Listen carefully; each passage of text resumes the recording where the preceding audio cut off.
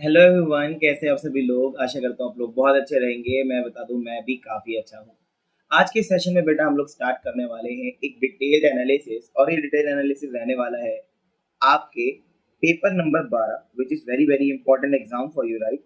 Paper number 12 हमारा है जो मैनेजमेंट अकाउंटिंग बेटा।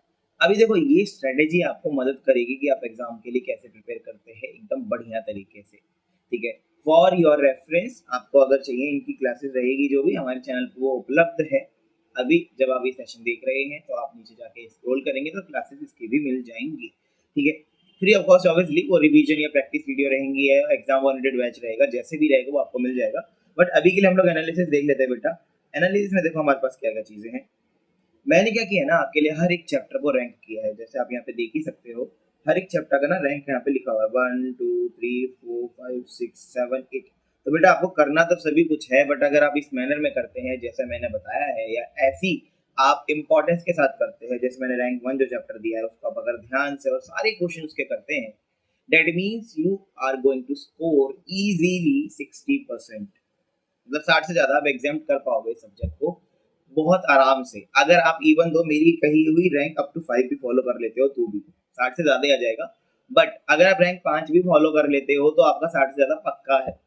अगर आप सारा फॉलो कर लेते हो तो बहुत ही अच्छी बात है। देखो, there is a way how to do the things. आपको करना तो भी कुछ है, बट कैसे कैसे किसको ज्यादा समय देना है किसको कम देना है वो पता होना चाहिए बेटा। चलो, तो मैं आपको सबसे पहले बताता हूँ हमारा पहला टॉपिक जो very very very very very very very important है at all levels of CA में, क्योंकि हमारा कॉस्टिंग कोर है और मैनेजमेंट अकाउंटिंग के अंदर एक टॉपिक आता है शॉर्ट टर्म डिसीजन मेकिंग के लिए, which is known as marginal costing बेटा। आपको इसके बारे में ऑलरेडी पता है। डिसीजन मेकिंग, हमारे पास डिसीजन मेकिंग टूल करके एक हमारे पास सिलेबस में है। सिलेबस भी मैं आपको दिखा देता हूँ। ये हमारा सिलेबस है बेटा। ABCDEFG ये हमारे पास मॉडल्स हैं।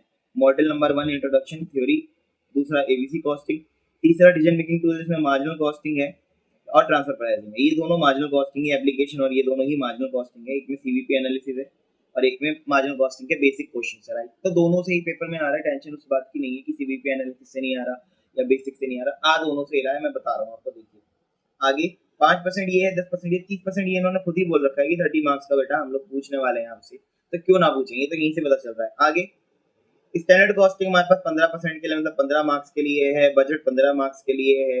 डिविजनल परफॉर्मेंस मेजरमेंट 15 मार्क्स के लिए है। रिस्पॉन्सिबिलिटी अकाउंटिंग 15 मार्क्स के लिए है। और डिसीजन थ्योरी हमारे पास, सॉरी, ये हमारे पास 5 नंबर के लिए, 10 नंबर के लिए और ये 10 नंबर के लिए है। हालत इनकी कैसी है एग्जाम में वो भी आपको मैं बता देता हूँ। अब एग्जाम में ये पूछे भी जा रहे हैं क्या मार्किंग फॉलो हो रही है नहीं, ये अभी आपको पता चल जाएगा। हमारा क्वेश्चन जो आने वाला है सी पार्ट से डिसीजन मेकिंग से, वो मार्जिनल कॉस्टिंग का ही आता है और उसकी एप्लीकेशन का ही आता है most of the time. Transfer pricing भी इसी का हिस्सा है, बट ट्रांसफर प्राइसिंग से क्वेश्चन कम आते हैं। जैसे मैंने 4 पेपर लिए हैं बेटा जो आपके लिए रेलिवेंट है, जो हमारे सिलेबस नंबर 22 के लिए रेलिवेंट है। उसके पहले के पेपर रेलिवेंट नहीं है क्योंकि पैटर्न ड्रास्टिकली चेंज हुआ है आफ्टर द ऑनलाइन एग्जामिनेशन। वो भी 22 में हुए थे, बट उसके बाद सिलेबस चेंज हो गया, और सिलेबस चेंज होने के साथ साथ आपका पैटर्न भी चेंज हो गया जब से इलेक्टिव्स आए हैं। देखो, दिसंबर 23, 24, 24 और 25, मतलब दिसंबर 23, जून 24, दिसंबर 24 और जून 25, जो अभी पेपर रिसेंट में हुआ है मैंने उसको भी इंटीग्रेट यहाँ पे कर दिया। तो 4 पेपरों का बेस मैंने लिया है। तो अगर मेरी फ्रिक्वेंसी मैक्स 4 है तो मार्जिनल कॉस्टिंग बेटा चारों बार आया है, और उन 4 में से 2 बार ट्रांसफर प्राइसिंग भी है। मतलब मार्जिनल कॉस्टिंग को अपनी जगह बना के रखता है, उसके अलावा ट्रांसफर प्राइसिंग उसके अलावा आएगा। मतलब ऐसा हो सकता है कि मार्जिनल कॉस्टिंग के कई बार क्या होता है, 2 क्वेश्चन आ रहे हैं तो एक बार मार्जिनल का आगे एक बार ट्रांसफर प्राइसिंग का, ऐसा हो सकता है। But marginal costing is super important for you guys, क्योंकि marginal costing is coming every time that you are attempting the examination. ठीक है, अच्छा ये आया कितने नंबर का अभी तक भाई? 85 नंबर का मार्जिनल कॉस्टिंग आ चुका है, 15 नंबर का ट्रांसफर प्राइसिंग, मतलब टोटल 100 मार्क्स का ही आ चुका है। हालांकि this is very irrelevant for you, marks आप क्या ही करोगे। ये बात याद रखना कि रैंक 1 है, इसका अप्रॉक्स परसेंटेज 33 रहता है। मतलब पेपर का 1/3 तो गया इसमें से ही आ रहा है। जबकि बताया भी था इन्होंने, क्या बताया था, जो भी इन्होंने बोला भी था 30%, और फॉलो भी कर रहे हैं, उल्टा 33% ही कर रहे हैं। तो बेटा आपको एक बात याद रखनी है कि marginal costing is super important for you, और यहाँ पे आपको याद रखना है कि marginal costing and transfer pricing कभी कभी आता है, मार्जिनल कॉस्टिंग तो हमेशा आता है। इसमें सीवीपी एनालिसिस का अलग क्वेश्चन आ रहा है, मार्जिनल कॉस्टिंग का प्योर अलग आ रहा है, कॉम्प्लेक्स क्वेश्चन अलग आ रहा है। देखो मैंने यहाँ पे लिख के भी रखा है आपके लिए। क्वेश्चन नंबर 3 14 नंबर का एक कॉम्प्रिहेंसिव क्वेश्चन आपको देखने को मिल सकता है मार्जिनल कॉस्टिंग का, जो उसमें कोई पार्ट नहीं होगा। आपको पता रहेगा कि सेक्शन नंबर ए हमारे पास है, सेक्शन नंबर बी हमारे पास है। सेक्शन नंबर ए हमारा 30 मार्क्स का रहता है, 15 एमसीक्यू, 2 नंबर का 1 एमसीक्यू, 70 नंबर का हमारे पास रहता है मेन पार्ट, जो हमें पार्ट बी करना रहता है लिखित वाला, राइट, जिसके लिए हमें OMR शीट नहीं मिलता। तो उस पार्ट में से क्वेश्चन नंबर 3 जो कि क्वेश्चन नंबर 2 से शुरू होता है। अच्छा, मैं ये भी बता देता हूँ आपको, पेपर मेरे पास ही है, मैं दिखा भी देता हूँ। ये जून 25 का पेपर है, आपको पता होगा। सेक्शन नंबर जो हमारा बी रहता है, बी में से हमें कोई भी 5 क्वेश्चंस करने रहते हैं 7 में से, है ना।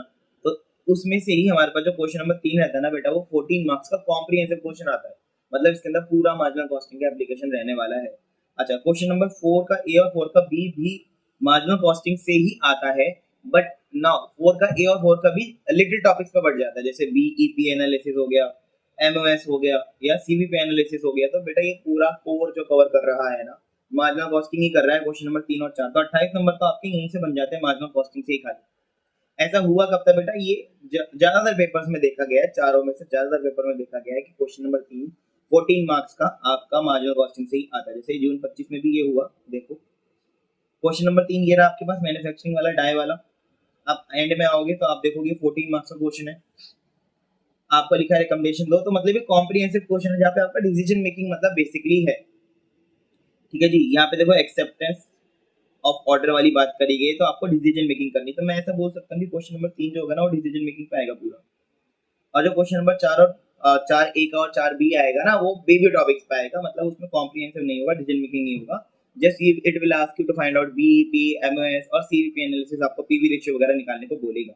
अच्छा, क्वेश्चन हमारे पास अगला जो इंपॉर्टेंट है वो है स्टैंडर्ड कॉस्टिंग से। ठीक है, स्टैंडर्ड कॉस्टिंग से क्वेश्चन नंबर 6 आता है, क्वेश्चन नंबर 5 भी आ सकता है, लेकिन क्वेश्चन नंबर 5 ज्यादा देखा गया है, जो कॉम्प्रिहेंसिव तरीके से 14 मार्क्स का आता है। क्वेश्चन नंबर 5 एक बार दिसंबर 24 में इससे आया था 14 नंबर का। तो स्टैंडर्ड कॉस्टिंग भी अपने आप में इंपॉर्टेंस रखता है।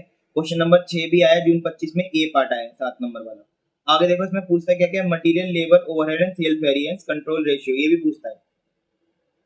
कंट्रोल रेशियो भी पूछता है बेटा, ये भी बात याद रखना। आपके पास जब ग्रुप 1 के अंदर स्टैंडर्ड कॉस्टिंग था, तो वहाँ पे बेटा आपके पास लेबर और मटेरियल दो ही वेरिएंस था। अभी जो नए वेरिएंस आए हैं उनके ऊपर आपको फोकस ज्यादा करना है, क्योंकि जो कॉम्प्रिहेंसिव क्वेश्चन आएगा ना, उसमें सब कुछ ही पूछेगा।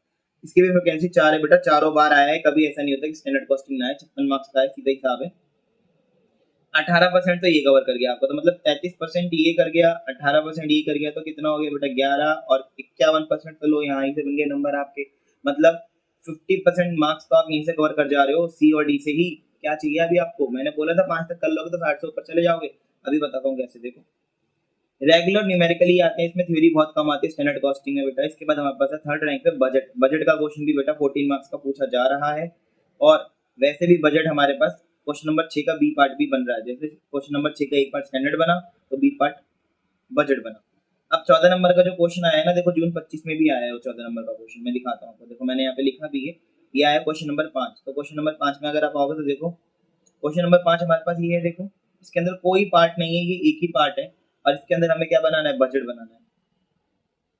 तो आपके पास बजट का क्वेश्चन भी बेटा एक ऐसा आ रहा है 14 मार्क्स का। तो बेटा हमारे पास 3 चैप्टर हो गए, एक तो marginal costing 14 marks, standard costing 14 marks, और बजट 14 मार्क्स।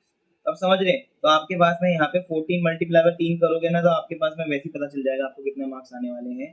तो आप देखोगे ना, तो यहाँ पे कितना हो जाएगा हमारे पास में, वो मार्क्स हमारे मैक्सिमम इससे कवर हो ही रहे हैं इन 3 चैप्टर से खाली। परसेंटेज भी मैंने आपको लिख के दिए, 33, 18 और 16। तो आप क्रॉस कर चुके हो, 51 तो ऊपर ही हो गया था, अभी 16 और हो गया, तो हमारे पास ही हो गया 67%। तो आप ये 3 चैप्टर कर जाओगे ना बेटा मैनेजमेंट अकाउंटिंग में, तो आपके 60 प्लस पक्का हो जाएंगे। बच्चे लगे पड़े हैं भाई, ग्रुप 1 में भी आपने क्लास ली कॉस्टिंग की, ग्रुप 2 में भी ले रहे हो। मुझे तो नहीं लगता कि आपको ग्रुप 2 में कॉस्टिंग की क्लास है। यूट्यूब इज वेरी रिसोर्सफुल, हम लोग खुद भी मैनेजमेंट अकाउंटिंग के लिए क्लास बना रहे हैं, बट टीचर लगे पड़े हैं बेचने में 10-10 हज़ार रुपए की क्लास। बच्चे भी उनकी बातों में आके क्लासेस परचेज कर रहे हैं, but believe me, management accounting अगर आपने ग्रुप 1 में सही से कॉस्ट अकाउंटिंग पढ़ी है, तो मैनेजमेंट अकाउंटिंग के लिए आपको दोबारा कोचिंग लेने की जरूरत नहीं पड़ेगी बेटा। अगर आप फिर भी ले रहे हैं तो आप बेवकूफ़ी कर ही रहे हैं, क्योंकि मैंने आपको बताई ये 3 चैप्टर आपको 60 प्लस मार्क्स दिला रहे हैं। You could save your time and you could also save your expenses, है ना, आप पैसा भी बचा सकते हैं। Marginal costing you already know some of the things, extra चीजें सीखने के लिए जो थोड़ी बहुत ही बेसिक क्लियर है आपके, जैसे सीवीपी एनालिसिस क्लियर है आपका, तो आप कॉम्प्रिहेंसिव क्वेश्चन भी बनाना स्टार्ट कीजिए, बना लेंगे आप। यूट्यूब की हेल्प लीजिए, मेरी हेल्प लीजिए, मेरे चैनल के ऊपर ऑलरेडी काफी वीडियोस हैं। ठीक है, मेरी नहीं तो किसी के भी चैनल से आप वीडियो देख सकते हो, but personally I would say कि मैनेजमेंट अकाउंटिंग की आपको कोचिंग लेने की तो एटलीस्ट जरूरत नहीं है, जहाँ पे आपको 100 घंटे पढ़ाया जाएगा बेमतलब के लिए, और मजाक मस्ती और डबल मीनिंग बातें करी जाएंगी, जो आपके लिए अच्छा नहीं है। प्रोफेशनल एग्जाम में टाइम बहुत इंपॉर्टेंट रहता है। देखो यहीं तक हमारे नंबर 33, 18 और 16 बन गए। 51 और 16 हमने अभी बताया कि कितना हो गया बेटा, 67 हो गया हमारा, यहीं पे खत्म। इसके बाद एक्टिविटी बेस्ड कॉस्टिंग का बेटा क्वेश्चन नंबर 2 भी हमेशा आ ही रहा है। क्वेश्चन नंबर 2 भी हर पेपर में आ रहा है, इसमें तो कोई दो राय है ही नहीं। देखो जून 25 में भी दिखा देता हूँ। सेकंड का ए जो होता है वो थ्योरी होता है ज्यादातर, मतलब मोस्ट ऑफ द टाइम ये थ्योरी ही आ रहा है। अभी मैं आगे इस पे भी जाऊंगा, बट 2B जो रहता है ना वो ABC का ही रहता है। देखो एक्टिविटी कॉस्ट ड्राइवर ABC के हिसाब से, तो बेटा ABC ही रहेगा। 2B आपका 7 नंबर का, तो 3 बार आया है। एक बार ऐसा भी हुआ है कि नहीं भी आया है, बट जनरली ये 4 में से 3 बार तो आया ही है। 30 नंबर तक का पूछा गया है, तो इसमें ना MCQ भी मार्क्स इंक्लूडेड है, तो इसलिए ज्यादा डरना मत। वैसे 7 नंबर का ही आता है, तो 21 बैठे 9 नंबर का इसका MCQ भी आया हुआ है। 10% पेपर ये आपका कवर करता है। इसकी मीडियम फ्रिक्वेंसी मैंने इसलिए बोला हुआ है क्योंकि ये हमेशा नहीं आ रहा, 3 बारी से लेकिन आ रहा है। तो लास्ट 3 रिसेंट देखा जाए तो उसमें तो ये है कवर। ठीक है, कॉन्सेप्चुअल प्रॉब्लम आती है इसके डायरेक्टली, कोई इसमें घुमा फिरा के क्वेश्चन नहीं पूछा जाता। प्रैक्टिकल आता है डायरेक्टली क्वेश्चन, जो आपने किया है मॉड्यूल से जाता रिपीट हो जाता है। तो आप देख ही रहे हो यहाँ से बेटा, आपको यहाँ पे अगर मैं देखूँ 14 मार्क्स प्लस 14 मार्क्स, 28 नंबर की तो मार्जिनल कॉस्टिंग हो गई, फिर 14 मार्क्स की आपकी स्टैंडर्ड हो गया। तो हमारे पास 28 और 14, 8 4 12 और 52 नंबर यहाँ हो गया। 52 नंबर के बाद बेटा आपके पास में 14 नंबर का बजट आ जा रहा है, तो 66 नंबर आपके यहाँ पे बैठ गए। 66 नंबर के साथ साथ 7 नंबर आपके यहाँ पे हो जा रहे हैं। 66, एक मिनट, 66 और 7, ये हो गया हमारा 13 13 73 नंबर आपके बेटा यहीं ABC तक कवर हो गए। इसके बाद डिसीजन थ्योरी, डिसीजन थ्योरी में से पे ऑफ टेबल, एक्सपेक्टेड वैल्यू, तो ये हमारे पास जो EVA है ना, एक्सपेक्टेड वैल्यू एडिट, ये बेटा हर बारी आ रहा है। ठीक है, और इससे थ्योरी भी पूछी जा रही है आपकी, इससे आपकी थ्योरी भी पूछी जा रही है। सॉरी EVA यहाँ नहीं है, EVA इस वाले में, sorry I am really sorry, EVA इधर वाले में है। ऊपर वाले में से ना बेटा आपकी थ्योरी पूछी जाएगी, क्योंकि डिसीजन थ्योरी है। इसमें जून 25 में ना 8वें का ए क्वेश्चन बना था। देखो 8वें का ए दिखाऊं मैं आपको, तो वो यहीं से आया था, ये वाला। लिंक को choose from 5 mutually exclusive project 1, ये करके है, नहीं 5 8वें का ये थोड़ी ना होगा है? ये मैंने शायद गलत लिख दिया, ये 8वें का ए नहीं होना चाहिए, कुछ और होना चाहिए। इट कैन नॉट बी 8वें का ए डिसीजन थ्योरी ना। मैं पूछा क्या है, रुको मैं आपको बता देता हूँ। हाँ ये थ्योरी का नहीं था वैसे, बट ये पूछा इसी से गया था। आई एम रियली सॉरी, पूछा बेटा इसी से गया था, बट मैक्सिमम इससे थ्योरी भी आती है। बट इस बार प्रैक्टिकल देखने को मिला था, जहाँ पे एक्सपेक्टेड वैल्यू के बारे में न्यूमेरिकल आया था। तो ये 3 बार आया है, 4 में से 3 बार आया है, तो ये भी इंपॉर्टेंट है। लेकिन रैंक नंबर 5 है। डिसीजन थ्योरी ना फिक्स नहीं है, थ्योरी भी आ सकता है, प्रैक्टिकल भी आ सकता है। अच्छा हम लोग छठे पे आ जाते हैं। छठा रैंक वाला चैप्टर हमारा डिवीजन परफॉर्मेंस मैनेजमेंट है, इसमें 7वें का ए 7वें का बी बनता है। इसमें EVA तो आता ही आता है बेटा, देख लो EVA तो आपका आएगा ही आएगा, हर पेपर में EVA तो आ ही रहा है। देखो संदीप 3 डिवीजन है, यहाँ पे आपको सप्लाई द मिसिंग वैल्यूज निकालनी है। ये briefly describe the 4 perspective of balance score card of an entity, तो ये हमारे पास हिसाब किताब रहने वाला है। ठीक है जी, चलो इसके बाद हमारे पास में यहाँ पे देखोगे आप, हमने अभी कौन सा क्वेश्चन देखा था, एक मिनट, 7वें का ए और 7वें का B. I am really sorry, ये जनरली आता है, बट जून 25 में ऐसा नहीं हुआ था, मैं बता दूं आपको। जून 25 में ऐसा नहीं हुआ था, तो मैं वापस से आपको बोल रहा हूँ कि जो फिक्स है ना बेटा, वो यही फिक्स है। 1 2 3 4 आप मान लो फिक्स है। इसके बाद इंस्टीट्यूट 5 6 और 7 और 8 में से ना कुछ कह नहीं सकते कि क्या पूछेगा। और अगर मैं आपको एक इंटेलिजेंट साइड दिखाऊं ना, तो आपको 5 ही क्वेश्चन करने हैं बेटा, 2 से लेके 7 तक आपको केवल 5 ही क्वेश्चन अटेम्प्ट करने हैं ना। तो आप मार्जिनल कॉस्टिंग का क्वेश्चन कीजिए 1, स्टैंडर्ड कॉस्टिंग का 2, इवन मार्जिनल कॉस्टिंग के तो 2 क्वेश्चन हो गए, 2 क्वेश्चन आपने यहाँ अटेम्प्ट कर लिए। एक स्टैंडर्ड कॉस्टिंग का 3, फॉरकास्टिंग बजटिंग वाला 4 और एक्टिविटी बेस्ड कॉस्टिंग का 5। लेकिन इसका एक और पार्ट है, वो रह जाएगा आपका। तो एक पार्ट जो रह जाएगा उसके लिए आप थ्योरी अटेम्प्ट कर सकते हो रिस्पांसिबिलिटी अकाउंटिंग वाले चैप्टर में से, या इंट्रोडक्शन से। इंट्रोडक्शन बेटा एक ही बार आया है, और ये बहुत ही कम नंबर का आता है, इसलिए इंट्रोडक्टरी कम इसलिए आता है क्योंकि MCQ में कवर हो जाता है। तो जो आपके MCQ 30 मार्क्स है ना बेटा, वो आप इससे कवर कर सकते हैं। हालांकि मैं आपको बता रहा हूँ, जो आपके 70 नंबर है ना, वो मेजरली आप यहीं से कवर कर जाओगे। ठीक है, अभी वाली जो मार्किंग थी ना बेटा, इसके अंदर MCQ भी जुड़े हुए थे, ये बात ध्यान रखना। कहीं आप बाद में ये सोचो कि यार इसने तो बता दी 70 से ज्यादा मार्क्स बता दिए कवर हो रहे। 70 ज्यादा मार्क्स इसलिए कवर हो रहे क्योंकि इसमें MCQ भी कवर है। बाकी जो बचे हुए MCQ हैं बेटा, वो यहाँ से आ रहे हैं। सर बाकी के बचे हुए MCQ के भी एनालिसिस दे दो। बेटा MCQ का हिसाब किताब ये रहता है कि एमसीक्यू 30 नंबर के आते हैं, जहां से मुझे पता है कि आते हैं वो मैंने आपको बताया। बाकी एमसीक्यू कहाँ से बनते हैं ये किसी को भी नहीं पता। जनरली एमसीक्यू जो बनते हैं वो रैंडम होते हैं, इंस्टीट्यूट के मॉड्यूल में से होते हैं, है ना, ये एमसीक्यू बिट में से होते हैं जो रिलीज करता है institute near by the exam. तो हम लोग वो कवर करेंगे एट द एंड अलग से एमसीक्यू, तो वहां से पता चलेगा। बट अभी मैं आपको बोल रहा हूँ कि अगर आप ये चैप्टर कर लेंगे तो आपके 60 नंबर तो एटलीस्ट 60 नंबर तो आपके पार्ट बी में से बन जाएंगे। 60 वहां से बन गए तो अगर आप एमसीक्यू में 10 भी ले आते तो आपके 70 नंबर बन जाएंगे बेटा, और आप इस पर्टिकुलर सब्जेक्ट से एमए से फ्री हो जाओगे। पेपर नंबर 12 फ्री हो जाएगा आपका, आपके पास फिर बाकी चीजों को करने का समय मिलेगा।